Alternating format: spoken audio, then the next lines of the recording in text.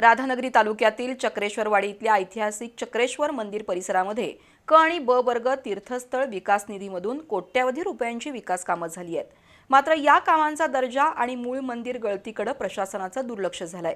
पावसाळ्यात या मंदिराला मोठ्या प्रमाणात गळती लागत असल्यानं या मंदिराचं नूतनीकरण करावं अशी मागणी होतीये।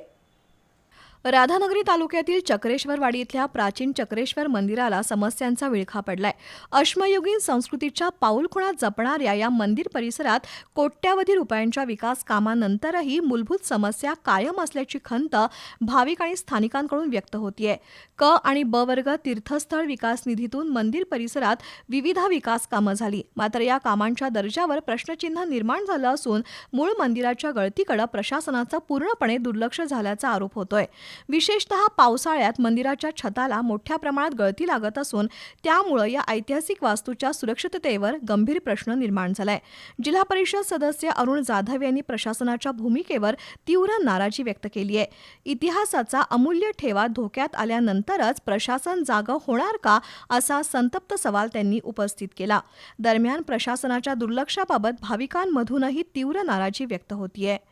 या मंदिराला जर बघितलं असा तर पावसाळ्यात जर गेला असा तर वरचा स्लॅब जे आहे ते खरोखर गळतोय आणि आत पाणी होते।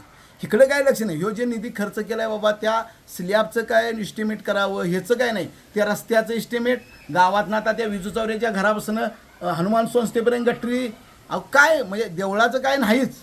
इकडे गटरी बांधायची काय गरज होती? ते काय बजेट लागत नव्हतं काय? ते आम्ही आडवं देताना नाही ते आम्ही काम आणले आम्ही कुठं बी खर्च करू। त्या पायरींचं आडवं देताना तसंच हे धनाभरच आडवं देतंय, ह्याला मारल्याशिवाय आम्ही ग बसायचं नाही असे धमक्यासुद्धा आम्हाला जवळजवळ तिथं आल्या।